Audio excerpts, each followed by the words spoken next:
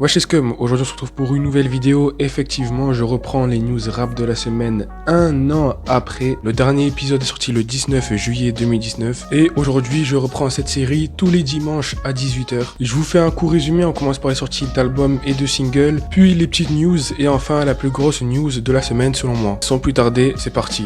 Nav, Quab Tarantino et Kid Laroi ont sorti leur album cette semaine. Dites-moi dans les commentaires si vous avez écouté leurs albums. Moi j'ai écouté celui de Kid Laroi et franchement c'est assez lourd ce qu'il fait pour son jeune âge. Par contre en termes de singles, cette semaine on a bien été servi par Lil Skies, Cuban Doll, Yella Busy, Nicki Minaj feat. NB Youngboy, Maluma et The Weeknd et le remix de Mood. Maintenant passons aux news de la semaine et je vous le dis cette semaine ça a été vraiment mouvementé. On commence par les petites news, effectivement on a eu Halloween cette semaine et comment dire que nos rappeurs favoris se sont donnés à fond pour faire les meilleurs déguisements possibles. Suite à ça, on a eu le Rolling Loud de 2020. Effectivement, comme vous le savez, on est en période de Covid-19 et de confinement. Donc personne n'a pu se déplacer, mais le Rolling Loud a été quand même diffusé sur Twitch. J'ai trouvé ça vraiment lourd, même si je trouve que c'est dommage qu'on en arrive à là à cause de ce qui se passe aujourd'hui. Suite à ça, cette semaine, on a eu cette fameuse déclaration de Lil Pump à Trump. Parce que oui, cette semaine, Lil Pump a bel et bien montré son soutien à Donald Trump. Parce que oui, Lil Pump a carrément fait une conférence en faveur de Donald Trump pour la course à la présidence.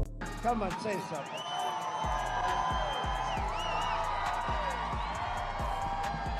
Hello, everybody. How you guys feeling?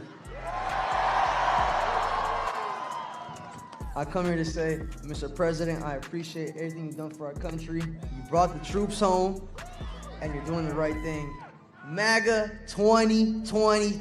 Don't forget that. Suite à ça, Lil Pump a bien sûr perdu énormément de followers sur Instagram, mais bon, ça m'étonne pas du tout. Suite à ça, on a appris que le frère de DaBaby s'est suicidé, donc nos condoléances à sa famille. 6ix9ine, même s'il est plus sur les réseaux, il fait quand même parler de lui. Rappelez-vous, 6ix9ine s'était fait kidnapper et il avait dit que c'était le fameux Anthony Harv Ellison qui l'avait kidnappé. Ah ben, ce Anthony-là vient d'être condamné à 24 ans de prison pour tentative de kidnapping. Il doit y avoir bien sûr d'autres charges, mais je crois que celle-là, c'est vraiment la plus grosse. Suite à ça, on a découvert un nouveau rapport de YNW Melly qui date de 2018 où dans ce rapport, il assume complètement qu'il a tué ses deux potes et qu'il n'a absolument aucun regret et moi je le dis, dans ce cas-là, il mérite la prison et qu'avec les multiples preuves qui sont apparues, il est clairement indéfendable. Ce week-end a commencé le procès des tueurs de X. Pour l'instant, ça a commencé qu'avec celui de Robert Allen et Michael Baldwin. Michael qui est, je crois, celui qui a porté le coup fatal à X. Pour l'instant, on n'a pas encore les infos ni le nombre d'années qui vont être condamnés, mais on en saura plus le 13 novembre, car ce sera la date du procès de Dedrick Williams et Trayvon Newsom. Donc on saura la semaine prochaine pourquoi ils ont tué X, comment ça s'est passé précisément et comment ils savaient